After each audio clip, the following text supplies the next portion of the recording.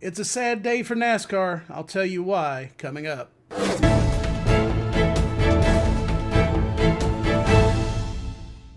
Hello everyone and welcome back to the channel. This is Hitting the Wall Racing. I'm the Professor Larry Mars.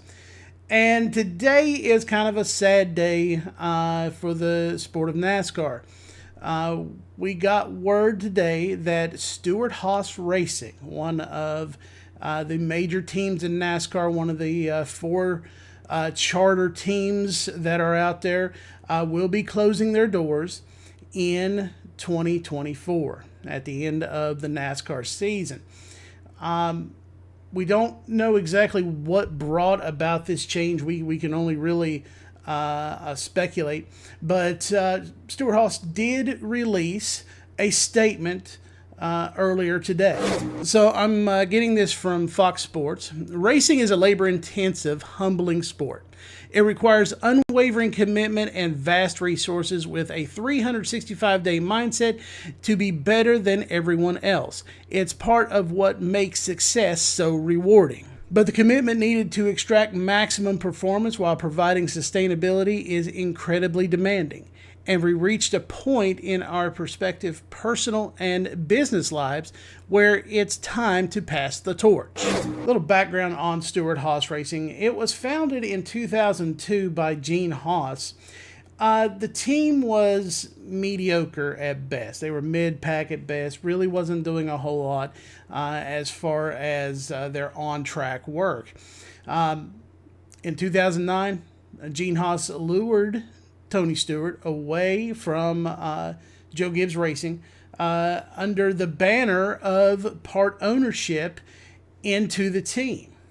The team would go on to win two Cup Series titles, one by Tony Stewart and the other by Kevin Harvick. Both have since retired and moved on to other things. Tony is doing the drag racing thing. He is in the NHRA. He's won several events. He owns his own team there. Kevin Harvick, of course, works for Fox Sports in the booth. And I think that was part of the decision in this. First of all, their drivers have moved on. Of course, Clint Boyer was part of that team as well. Eric Amarola, he has retired. He was keeping up the 10 car at that point. And sponsors moved on as well. Anheuser-Busch decided they were going to go to the number one car instead of staying with the 4 car when Josh Berry took over that ride. Probably some other sponsorship woes as well with that team. So all of that probably paid or played a role in the shutdown of Stewart-Haas Racing. Of course, Gene Haas, he owns F1 cars.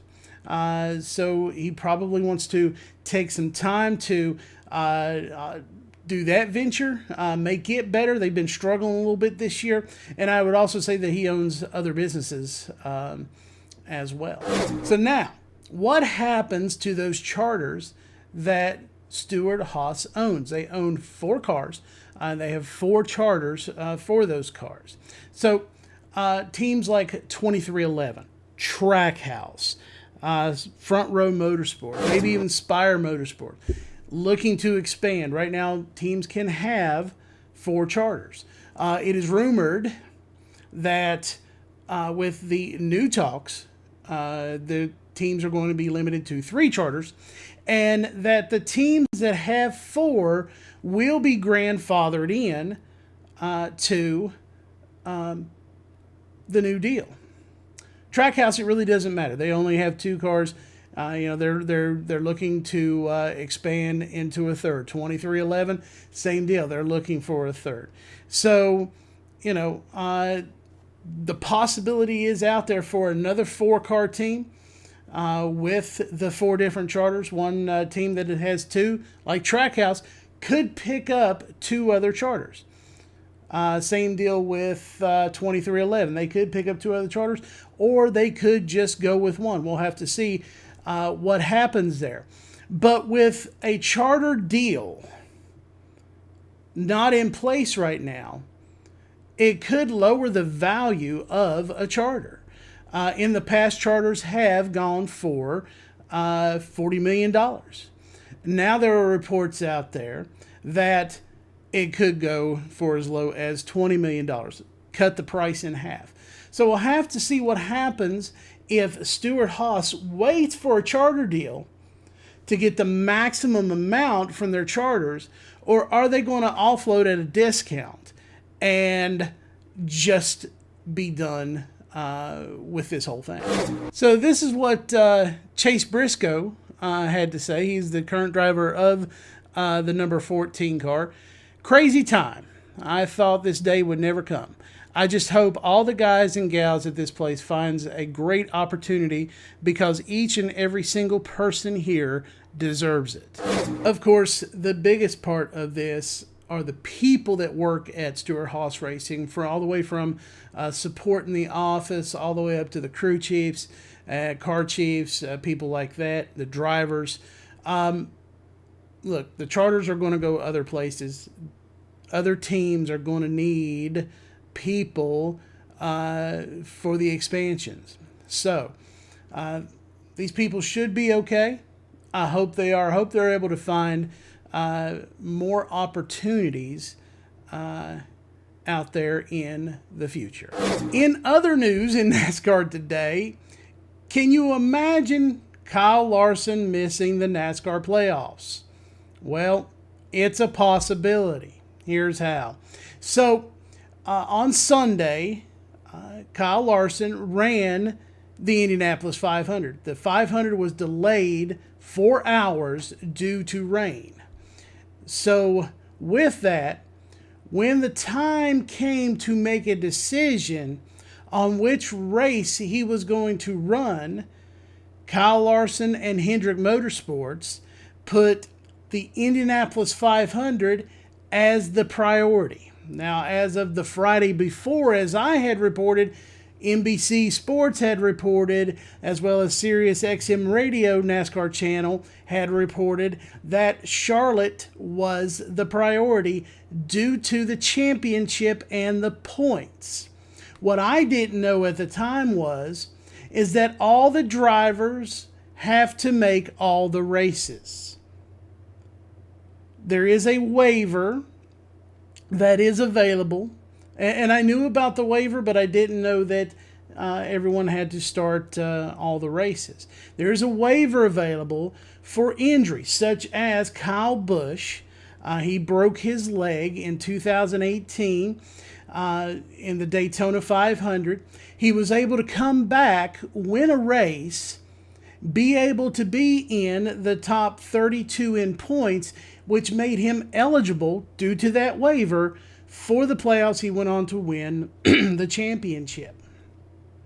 Now, there has been some debate on whether or not Kyle Larson should be allowed to have a waiver. Some people say that, hey, this has been great for NASCAR. This has been great for motorsports all along. There was so much media behind it. Ratings were up for the Indianapolis 500. I hadn't seen it for the 600 yet. And a lot of people are saying it's because of Kyle Larson's attempt to make the Indianapolis 500 and go on to race the Coca-Cola 600. Unfortunately, the same weather system that got Indianapolis also got Charlotte. Now, a lot of people are saying, you know what? He decided to run the Indianapolis 500. He decided to make that a priority over winning the championship.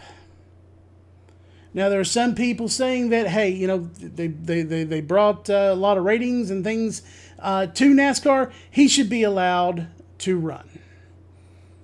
Well, I have a feeling that this decision was made knowing there was a waiver waiting. NASCAR's being tight-lipped about it. They're saying that no official waiver request has been made yet as of the day that I'm making this video, which is Tuesday the 28th of May. So we don't know what's going to happen with that. As far as my opinion goes, well, there's two things that come into mind. Yes, he did prioritize the Indianapolis 500. That part I have a problem with. If you're going to be a NASCAR driver, if you're going to be in Cup, then you should prioritize Cup.